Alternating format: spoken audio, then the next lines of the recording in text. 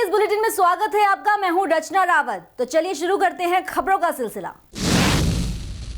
30 जून को सपा नेता आजम खान ने भारतीय सेना के खिलाफ विवादित बयान देकर आतंकवाद का समर्थन किया था। थाना सदर बाजार के बाहर बजरंग दल के कार्यकर्ताओं ने सपा नेता आजम खान का पुतला फूंका और जमकर नारेबाजी की। बजरंग दल के प्रखंड मंत्री सचिन कंसल ने सदर थाने में आजम खान के खिलाफ देशद्रोह और आतंकवाद के समर्थन के खिलाफ मुकदमा दर्ज कराया और विधानसभा की सदस्यता खत्म करने की मांग की है। हमीरपुर जिला मुख्यालय के सदर पटेल इंटर कॉलेज के प्रबंधक ने वाइल्ड लाइफ एक्ट का मजाक उड़ाते हुए एक हिरन को अपने स्कूल कैंपस में कैद कर लिया। कई घंटों से रस्सियों और धूप में जकड़ा हुआ हिरन अपनी आज़ादी के लिए तड़पता रहा। इसको देखने के लिए बच्चों और लोगों का तांता लग गया। इसको प्रबंधक और बच्चों ने अपना मनोरंजन का साधन बना लिया था, जबकि वाइल्ड लाइफ एक्ट में हिरन को शेड्यूल 1 का प्राणी माना जाता है, जिसको बांधना, मारना और छूना भी अपराध माना जाता है। मीडिया के पहुंचने पर स्कूल प्रबंधक घबरा गए और हिरन को तुरंत वन विभाग को सौंप दिया। हिरन को बंधक बनाने के मामले में वन विभाग अधिकारी प्रबंधक पर कार्यवाही की बात कर रहे हैं।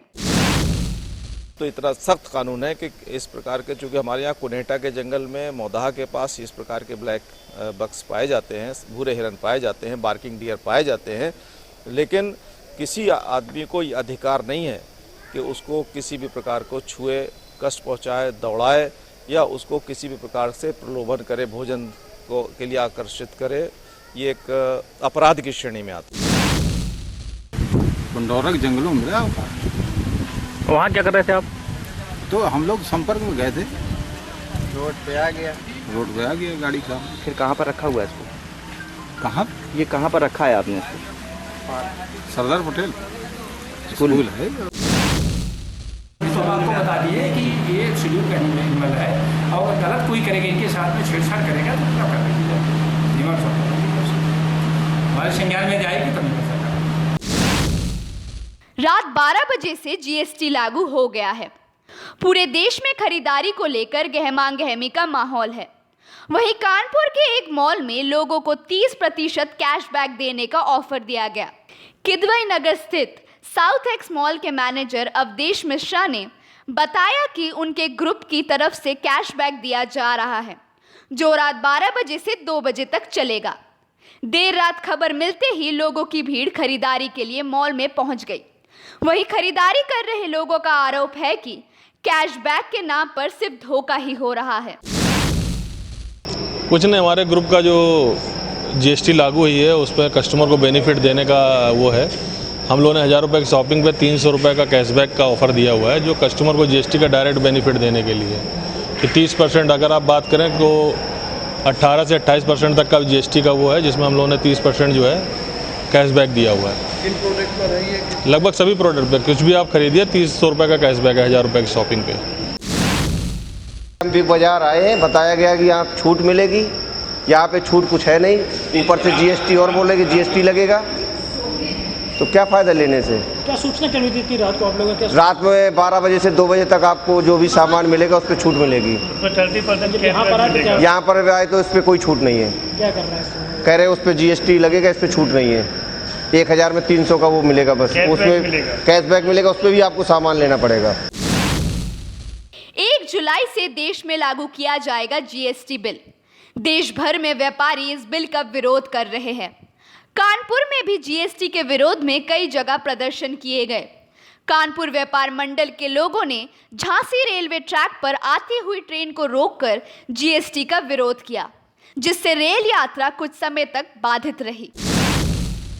निवेदन है कि जीएसटी का सरलीकरण करें। हम जीएसटी का विरोध नहीं कर रहे, जीएसटी आएगा, निश्चित आएगा, उसका स्वागत है। आज यहाँ प्रदर्शन कर रहे हैं और हर हाल में। वैसे तो हमने फिल्मों में कितनी बार देखा है कि दोस्त अपने फायदे के लिए दोस्त का ही दुश्मन बन जाता है, लेकिन क्या ये फिल्मी चीज हकीकत में भी हो सकती है? कुछ ऐसा ही मामला थाना ब्रह्मपुर क्षेत्र के साईपुरम का है, जहां पुलिस को एक लाश मिली। लाश के साथ आईडी बरामद हुई, जो कि मोबिन नाम के शख्स की थी। मोबिन मंडी में काम करता था। जब पुलिस ने मोबिन के बारे में पूछताछ की तो मालूम चला कि उसके ऊपर बहुत लोगों का कर्ज था। लेकिन जब पुलिस उसके घर तफ्तीश के लिए गए तो पता चला कि वो मुंबई गया हुआ है, जिसके बाद पुलिस को शक हुआ और पुलिस ने मोबिन की तलाश कर उसको गिरफ्तार कर लिया। जब मोबिन से पूछताछ की तो पता चला कि वो कर्ज चुकाने में असमर्थ था, जिससे वो बचने के लिए उसने अपने दोस्त को शराब पिलाकर मार डाला और उसकी लाश के पास अपनी आईडी रख दी ताकि लोग समझे कि वो मर गया है। 27 तारीख को साईपुरम में रेलवे लाइन के किनारे डेड बॉडी मिली और जो डेड बॉडी थी वो एक बिल्कुल सड़ी गली डेड बॉडी थी। ये आपके सामने फोटो उसका। तो इस बॉडी के पास हमें एक शर्ट मिली सफ़ेद बिनीदार। उस शर्ट के पॉकेट में 2 विजिटिंग कार्ड थे, एक आधार कार्ड था, 3 चप्पल हवाई पड़ी थी, एक पेट्रोल की शीशी पड़ी थी। बात शुरू हुई तो फिर घटना निकल के आई कि इसने अपने दोस्त आरिफ को, क्योंकि मोबिन पे बहुत बड़ा कर्जा था मार्केट का, तो इसने अपने दोस्त आरिफ को विश्वास में लिया। आरिफ ही लिसाड़ी गांव का था। उसे लाया, शराब पिला के गला घोंट के पहले मारा, फिर पेट्रोल डाल के उसके ऊपर आग लगा दी, उसका चेहरा पूरी तरह खराब कर दिया, उसे अपनी शर्ट पहना दी और उसकी शर्ट खुद पहन ली और अपनी शर्ट वहाँ डाल दी और अपना आधार कार्ड रख दिया, ये शो करने के लिए कि मोबिन मर गया है। छत्तीसगढ़ में कोरिया जिले के कई निचले इलाकों में बारिश की वजह से नदी नालों में जल भराव हो गया है। मूसलाधार बारिश के कारण मनेन्द्रगढ़ के कई इलाकों में बुरी तरह पानी भर गया है, तो वहीं कुछ क्षेत्रों में घुटने से ऊपर तक जल भराव की स्थिति बन गई है, जिससे लोग अपने जरूरी काम के लिए बाहर नहीं जा पा रहे हैं। गौरतलब है कि बारिश से पहले स्थानीय प्रशासन के दावे पहले बारिश में ही खोखले साबित हो गए हैं। आजम खान के दिए गए सैनिकों के प्रति बयान से नाखुश हुए हाथरस उत्तर प्रदेश के मंत्री उपेंद्र तिवारी। मंत्री का कहना है कि आजम खान पर सरकार द्वारा देशद्रोह का लगेगा इल्जाम। मंत्री ने आजम खान को नसीहत देते हुए ये भी बोला कि जैसे अमेरिका में वर्ल्ड ट्रेड सेंटर पर हमला होने के बाद सब एक मत हो गए थे, वैसे ही आजम खान को एक मत होना पड़ेगा। अब देखिए, ये तो आजम खान जी से पूछते हैं। उत्तर प्रदेश के इतने वरिष्ठ नेता रहे हैं समाजवादी पार्टी के, मुलायम सिंह यादव ने सुर्खियों में रखा है उनको। जो आदमी देश के सैनिकों, जो सैनिक चाहे जाड़ा हो, गर्मी हो, बरसात हो, अपने परिवार को त्याग करके अपने प्राण की आहुति दे करके देश की सरहद और सीमा की सुरक्षा करने के लिए तैयार होता है। और आजम खान को तो एक हम सबक देना चाहेंगे कि अमेरिका से देख लें। वर्ल्ड ट्रेड सेंटर पे जब हमला हुआ था व्हाइट हाउस पे, तो पूरा अमेरिका एकजुट हो गया था और आतंकवाद के खिलाफ लड़ने के लिए पूरा अमेरिका एकजुट होकर के एक स्वर में अमेरिका की आवाज आई थी। अमेरिका से सीख लेना चाहिए आजम खान साहब को, और जो सैनिकों के ऊपर उन्होंने दिया है इसकी जितनी भी निंदा की जा सकती है वो कम, और ऐसे लोगों के ऊपर देशद्रोह का मुकदमा कायम होना चाहिए।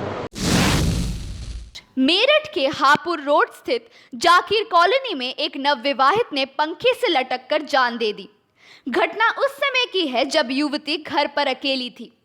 पिता भरत सिंह लोधी काम से दिल्ली गए हुए थे और मां घर में ही स्थित मिठाई की दुकान पर थी। शाम करीब 5 बजे जब मां कमरे में पहुंची तो वहां के नजारे ने उनके होश उड़ा दिए। भरत सिंह लोधी, जो कि हलवाई का काम करते थे, उन्होंने अपनी पुत्री प्रियांशी की शादी 7 माह पूर्व बुलंदशहर के युवक नरेंद्र से की थी। 2 दिन पहले ही प्रियांशी अपने ससुराल से मायके आई थी। युवती की मां का कहना है कि संभवतः ससुराल से विवाद के चलते ही युवती ने ये कदम उठाया है। मां ने घटना की सूचना पुलिस को दी।